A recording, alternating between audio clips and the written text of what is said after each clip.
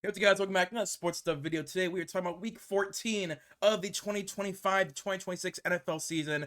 Week 14, next picks of the week. Let's get into it. So, as you guys have known, NFL season, the last month of the NFL season, December, is where playoff teams are finalized and where top 5 picks of the NFL draft are solidified. So, it's really exciting, man. It's not the most perfect season by any means. A lot of teams are winning. A lot of teams that we thought would be winning are losing. Some teams are usual playoff contenders are outside the playoffs as of now, and a lot of shocking teams are in the playoffs. So it'd be interesting. Last 4 weeks, what are all these teams made of? We'll find out. And week 14, this is kind of where teams start getting eliminated, and the seeding of, okay, are you even going to be in the top 16 picks is solidified, and a couple of teams have been eliminated, but even more will happen after Sunday. So first off, we have the Dolphins at the New York Jets. The Miami Dolphins, man, right now they're playing very well. I don't know if you guys have been watching a lot of what the Miami Dolphins have been doing, but the last since that, let's go to the Miami Dolphins season, because I don't think you guys understand how good the Miami Dolphins these last couple of weeks have actually been doing. Where's that Browns game? Here it is. So Browns 31-6. Since the Browns won, they went 34-10 the Falcons, 28-6 to the Ravens. That's expected. They beat the Bills, beat the Commanders, beat the Saints. That's 3 in a row, 4 or 5. The Miami Dolphins in the last month and a half have done very well. They've rebounded very well from that Browns embarrassing game where everyone thought the loser of that game might get fired. Mike McDaniel has been able to rally his guys to, actually have a competent season now, and I am going to pick them over the New York Jets.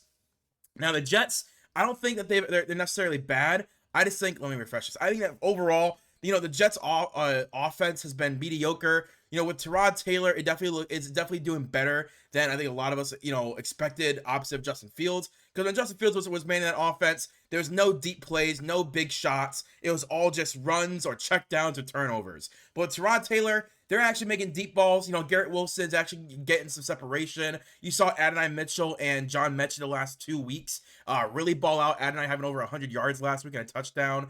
But I'm going to go with the Miami Dolphins. I think their run game is just too dominant to stop. With Devon Achane and Ollie Gordon, two great running back options. This offensive line playing very well. You can overcome Tua Tagovailoa and his downfalls. His defense is playing well. I think this is one of those games where the Jets want to lose because they want to try and get the quarterback, whether it's Fernando Mendoza, Dante Moore.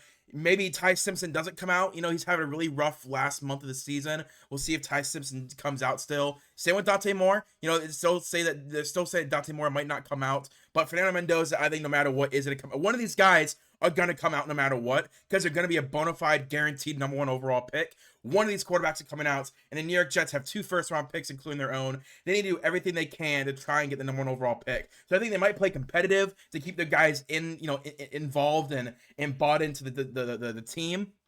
But I think they want to lose the rest of these games.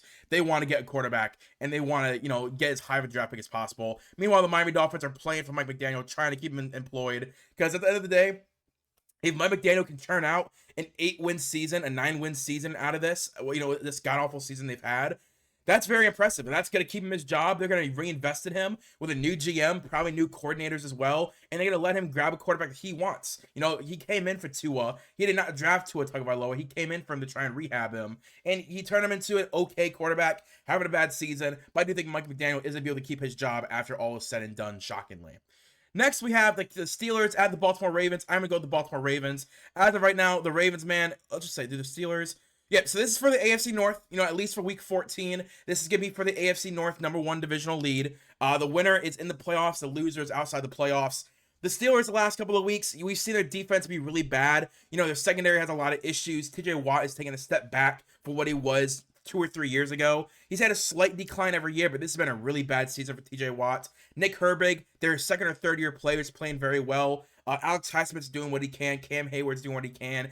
Keanu Benton's doing what he can. But this linebacker core and secondary are very bad. And offensively, it's DK Metcalf for nothing. You're not really seeing Calvin Austin and Roman Wilson develop. It is basically DK Metcalf for nothing. They're force feeding the ball, just like they did in Seattle last year. And it's just not working out. It's not working out. They've lost a couple of games in a row now. The Baltimore Ravens are trying to, get back this season that I think everyone thought they had lost. the best they can go is 11-6, and they want to get as high of a seeding as possible, because if they can get to the 3 seed or the 2 seed, let's say the Broncos fall apart, the Jaguars and Colts middle out, and the Ravens can somehow edge out the 2nd overall seed, that's better than being the 4th seed playing the Chargers, the Bills, the Colts. Like, it's way easier to get the 2 seed and play the worst of those teams if maybe the Texans can sneak in, or the Chiefs can somehow sneak in, or the Steelers. You'd much rather face that 7th seed than face that 5 seed, the strongest of the bunch. So I think the Ravens, I think they're playing for everything. They're trying to keep John Harbaugh employed as well. I think that is going to be a big part of it. I think John Harbaugh has a very good chance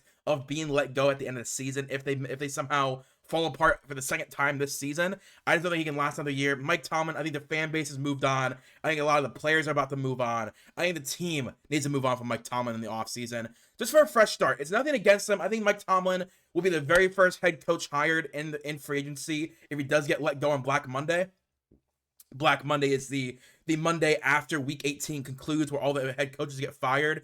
If he somehow does get let go on Black Monday, he'll be the very first coach hired on Black Tuesday or Wednesday. Like, he will get hired immediately by another team to helm them. He's been with the team for 18 years. My entire life, Mike Tomlin basically has been the head coach of the Pittsburgh Steelers. And again, you won a Super Bowl in year 2. That's awesome. But you have not really done anything since 2016 in the playoffs. Yes, you have the longest streak of winning records, but at the end of the day, I think the Pittsburgh Steelers, they need a quarterback, and Mike Tomlin keeps them too competent to win a quarterback, but not good enough to do anything of actual value. So I'm going with the Baltimore Ravens. I think right now that's a better team. Simple as that.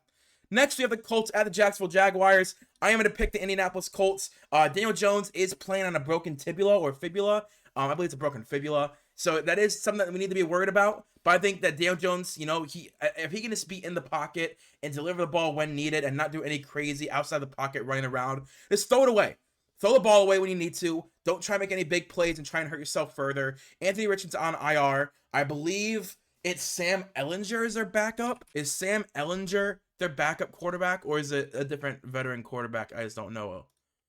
Quarterback. Riley Leonard. Right, Riley Leonard is their backup, which actually, he plays pretty similar to Daniel Jones. So I actually think Riley Leonard could be pretty okay in this offense. But right now, the Colts, man, they're kind of, they did take a step back. This was the 1 seed in the NFL for 9 weeks. In the last month, they've really struggled, whether it's injury, bad play, people catching up on them, kind of like what the Vikings did last year, where the last month they started struggling and they were, one and done in the playoffs. It could happen to the Indianapolis Colts, but the fact they were able to churn out a 9-win season, 8-win season up to now, that's a very big impressive thing for Shane Steichen. Shows that he's not the issue. They just need a true quarterback. And I think, Daniel Jones, I don't think they're going to extend him long term. I really don't think they're going to do it. I think they'd rather, if they do give him a long-term contract, it's going to be a Sam Darnold deal of 3 years, $100 million. Only 2 years are actually guaranteed. We'll draft a quarterback in 2027. They'll sit for 1 year, and in 2028, we'll cut Daniel Jones, and he'll be the starter moving on. That's going to end up happening if they do extend Daniel Jones. But I think there's a good chance they don't, and they just maybe run out with someone else, because I just don't think Daniel Jones is that big of an improvement of a quarterback. But maybe I'm wrong. He's always been injury prone, and shocker, he has a broken fibula. For the Jacksonville Jaguars side of this game, I just don't believe in the Jaguars. I don't believe in Trevor Lawrence. I believe in their defense. Their defense is really good. Grant Udinski's doing a great job on that coaching staff. But I'm not a big fan of the Jaguars roster. They keep beating up on bad teams. And I'm not impressed at all with what the Jaguars do from a week-to-week status. So for me, I'm going to the Indianapolis Colts. The Jags could still sneak a win out of here and kind of show that they're the AFC South team that's going to make the playoffs and win the division. But for me right now, I'm going to go with the Indianapolis Colts. Next to the Tennessee Titans at Cleveland Browns. I'm going with the Cleveland Browns only because Myles Garrett. That's the only reason I'm going with the Browns winning. Myles Garrett is, I'm saying it here right now, Myles Garrett will break the sack record this week. He is at 19 sacks. There are 22.5 sacks needed to break the record. You're telling me against the worst tackles in the NFL in the Tennessee Titans of, oh my God, it's Dan Moore at left tackle and J.C. Latham at right tackle. You're telling me Myles Garrett isn't going to get 4 sacks against them?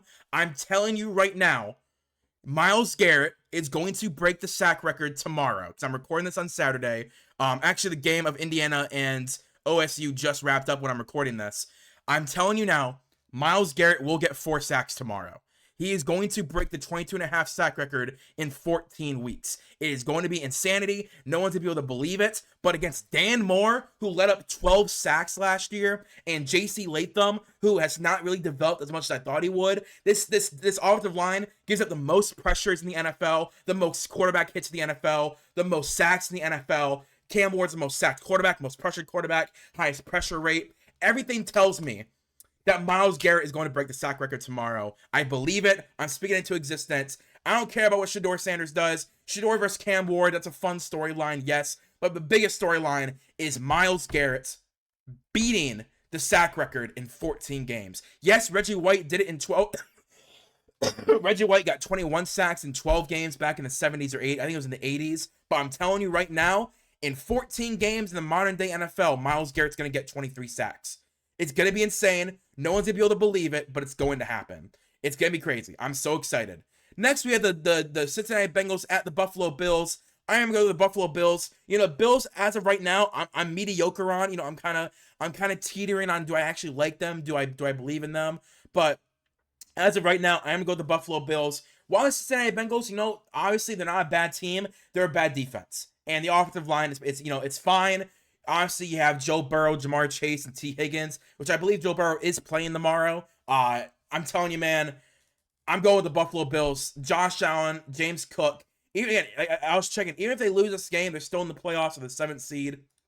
So it's not like it's necessarily needed. But if they want any chance of staying in this divisional race, one, you need to win out all your games, and two, hope the Patriots drop a game or two. Like you got to hope on that. So I think the Buffalo Bills are gonna, in the back of their minds, playing for the division still, and that means they have to beat up on these type of teams with the Bengals, where yes, it's gonna be a little tricky. Yes, your defense isn't the best it's been in the last couple of years either, but it's still Josh Allen, it's still James Cook, it's still a Bengals team that doesn't play well. So I'm going with the Buffalo Bills. Next, we have the Denver Broncos at the Raiders. I'm going with the Denver Broncos. You know, again, I don't think the Broncos are that good of a team. I think their defense is elite, but I think Bo Nix is the definition of a mediocre quarterback. He has good games. He has bad games. He has good plays. Then he has good snaps. Then bad snaps. But I just don't think he's going to be the type of guy that you can win a Super Bowl with. I think he's the type of guy that can game manage you into a couple of good spots. And your defense, because it's so good, it's so dominant, can get sacks, can get interceptions, can get turnover on downs, to where then it's easy field position for Bo Nix. But again, I still don't believe Bo Nix is the answer. But at the same time, Las Vegas sucks. There's no ifs, ands, ors, or buts about it. They suck. The Raiders suck. There's no hope for them. I thought Pete Carroll would be a better hire than he was. He, instead of going the route I thought of being a mentor head coach, where for 3 or 4 years he can stabilize the franchise, get them on a winning direction, maybe win 6 to 10 games in the first 2 years, and then find someone to replace him after the position in the team's PR and culture has stabilized. That's not what happened. He went full Nepo mode, hired all his friends and family to be coaches, all his friends and family to be players, and it's just being awful. Like, it's just straight up being awful. Went the complete opposite route that he was going to go. So because of that, I think he's going to get fired at the end of the year. It's shocking, I know, but the Denver Broncos are going to take advantage of that. They're going to take advantage of the poor roster, the poor coaching, and beat up on the Raiders really bad. Next, we have the Texans at the Kansas City Chiefs. This is going to be a fun game, man. The Chiefs are playing for everything. They're trying, right now, they're outside the playoff picture. So are the Texans, 6-6, 7-5. The winner of this game has a better chance of making the playoffs. Let's say the Chiefs win. They're the 8th seed. The Texans win. They're the 7th seed. They're in the playoffs. Yeah, man, this gonna be a fun game. This is gonna be a fun game. CJ Stroud is playing. I've been pretty low on CJ Stroud this year. I thought Davis Mills, he played more game manager ball, and the Texans could thrive off that. While CJ Stroud plays more hero ball and goes for bigger plays, which then lead to nullified plays or turnovers. And I think that's been the issue with the Texans this year. Their defense is elite. I think that is a cause issues for the Chiefs. But at the end of the day, it is a Kansas City Chiefs. I'm going to go with the Chiefs. I just don't think they win these type of games, right? They're 6-6. They have to at least try and win out to make the playoffs. You have the Broncos and Chargers in your own division who are keeping pace ahead of you, and they're kind of battling themselves for the number one team, number one in the division. The Broncos beat them up the last time they played. I think the Chiefs have to win these type of out of division games to remain relevant in the playoff picture. because I just don't think you're beating the Chargers and the Broncos consistently right now. You know, your run game is poor. Your defense overall is lackluster outside of your corners. Noah Williams and Trent McDuffie are doing their thing. Even Justin Watson's doing his thing. But your linebackers is taking a step back. Your defensive line is taking a step back. And I just don't think the Houston Texans are going to be the team to take advantage of that from the Chiefs. So I think the Chiefs are going to win this game, and that's good for them. Again, they're at 7-6. You know, they're one game out of the playoffs at that point. So I think they're very happy about that outcome. Then we have the Eagles at the Philadelphia. Wow. We have the Eagles at the Los Angeles Chargers. I think I am going to go with the Philadelphia Eagles winning this game. You know, the Chargers, I don't think they're bad. I just think they're inconsistent. And the one thing you say about the Eagles, their defensive line is really good. Their D-line is stacked and stacked and stacked. And the one thing about the Chargers is that their offensive line is the complete opposite. It is null and void, probably the worst starting offensive line in the NFL right now because of injury, right? You lost Joe Alt, you lost Christian Darrisaw, Zion Johnson, and what's his name? Mekhi Becton have taken a major step back this season. Both of those players took a major step back, and Bradley Bozeman is not a good center anymore. Like, it's a lot of issues with their offensive line, and they can't fix it in the middle of the season. So they trade for Trevor Penning. They sign guys onto the practice squad that have started for them. But I just think that the Philadelphia Eagles defensive line and Vic Fangio, the one thing to say about this team is that their front four are really good. And I just think it's going to lead into them beating up on the Chargers, making Justin Herbert rush throws, rush progressions, and make mistakes. And the Eagles will then capitalize on that. So, yeah, I'm going to go with the Philadelphia Eagles. I think that's going to be the biggest difference in this game is the D-line versus the O-line. And I think that, the Eagles have a great O-line. They have a really good D-line. And the Chargers have the opposite of both. They have a, mediocre D-line, really bad O-line right now. And the Eagles are going to be able to dominate the time of possession and the line of scrimmage. Then we have the Commanders at the Minnesota Vikings. I actually am going to go with the Commanders. I don't think the Minnesota Vikings are really good right now. Max Brosmer was awful, and JJ McCarthy is awful right now. He had week one, that second half of week one, I really thought he was going to be able to turn it around. Like, wow. Like, that first half of game one, I thought was going to be the outlier, and that second half of week one was going to be the consistency. It's been the opposite. It's been the consistency is the poor play of the first half, and the outlier was the second half, where he, went like 70% completion, 2 touchdowns to win the game, and was 0 for 2 in the first half. It's been bad. I don't know what to say. I don't know what the Vikings are going to do. This might lead to Kwesi Odafe getting fired. It really sucks. I like Kwesi as a GM. Former Browns guy, was Andrew Berry's second in command when he first got here, and had really, helped build that playoff team that we had in 2020. So I like Kwesi, but the issue is, like, maybe it was too much for him, and they're all, I like their offensive line. I like the weapons. The run game has gotten forgotten about. The offensive line is not playing up to snuff, and honestly, you missed on the quarterback. As of right now, you've missed. So I don't know what to say. The Commanders on the other side, I don't know if Jane Daniels is going to play. I don't know if it's going to be him or Marcus Mariota, but the Commanders, they're both bad teams, man. I might just do a tie. That's where I'm at. But I'm gonna go with the Commanders winning just because I don't know, man. I have no faith in the Vikings offense. I have some faith in the Marcus Mariota offense, though. Next, we have the Seahawks at the Falcons. Going with the Seattle Seahawks. They're probably the best team to go up against the Falcons right now. They need this get back right game where it's like, hey, let's just dominate, right? They have a great offense, they have a great defense against a good offense, a good defense, and a bad offense. Michael Penix out for the season. Kirk Cousins is showing his age, showing that he probably should retire, but he's not going to. Drake London is out yet again this week. So you have Kirk Cousins throwing the Kyle Pitts, Bijan Robinson, and Ray McCloud, like Darnell Mooney. That's nothing against the Seattle Seahawks defense. They're going to smother Kirk Cousins, and offensively, they're going to throw the ball deep on Raheem Morris. I'm just not a big fan of this Falcons team right now, man. It sucks. I've been all bought in on the Falcons offense for 2 years now. I have Kyle Pitts, Bijan Robinson, and Drake London in a lot of my fantasy team leagues, and just watching this offense not be able to function with a potential top 10 tight end, one of the best running backs in the league, one of the best wide receiver ones in the league, is disappointing. Their defense, though, is playing really well. Jalen Walker has proven me wrong. James Pierce is exactly who I thought he was. Their defensive tackle room has gotten better. Their linebackers are really good. Caden Ellis is having a great year, probably an all-pro year. And Xavier Watts was a steal. Then you have a really good corner room with A.J. Terrell. Like, I love this Falcons defense and their offense, but the coaching is just making it go to waste. So the Seattle Seahawks, I'm going to have winning this game. Next, we have the Saints at the Buccaneers. I think the Buccaneers need to win this game. You know, same thing. They start out the season 5-1. Let's just say that the Saints win. Okay, nothing changes. So again, I don't know how to phrase it. The Buccaneers are exactly who I thought they were. A exciting offense with a really bad defense. And I don't mean any mean or malice to that, but it's frustrating watching a team that I think had a very high ceiling coming into the season, not draft an edge rusher, not sign a premier edge rusher, and going to the season still with Yaya Diaby as a starting edge rusher. I liked Yaya Diaby coming out of college of Louisville. I liked him.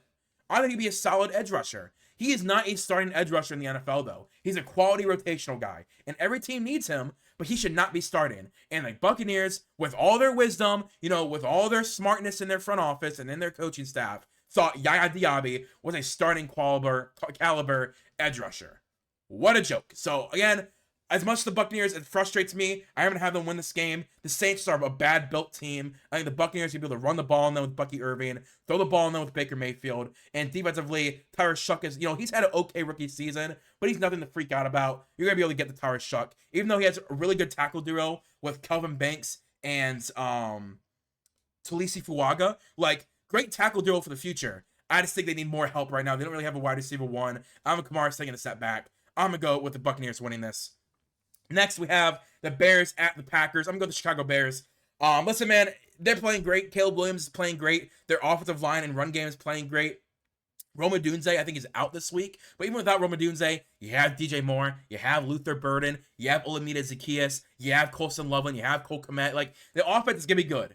I worry about the defense, as I do every single week. I think their defense is overrated. You know, I have issues with their edge rushing group. I have issues with their secondary group because I think it's very top heavy. But the minute that Tyreek Stevenson misses 2 weeks, as he always does, the minute Kyler Gordon is on IR, as he always is, you have depth issues. And again, every team has depth issues, but it's so blatant with the Bears. They haven't really invested in their depth. And again, their edge rushing group is bad, but their offense, you can't compete with it. I think they arguably take advantage of the Green Bay Packers secondary. You know, it's an okay secondary, but it's not the same as what it has as it's been in the last couple of years. And the Packers offensively, again, Jordan Love, I like Jordan Love. He's definitely a starting caliber quarterback. I would love to have him on the Browns, but at the same time, he's just not the guy to uplift them over the Chicago Bears right now. Again, they're 8-4. They're still in the playoffs. Like, they're still in the playoffs. Let's not worry about it. But again, nah, man, I can't do it. I can't have the Packers winning. I just don't think it's going to happen. I think this is the Bears game this season that solidifies, hey, we're the number 1 seed. There's a reason we're the number 1 seed. Suck it up. And I think that this is going to be this game.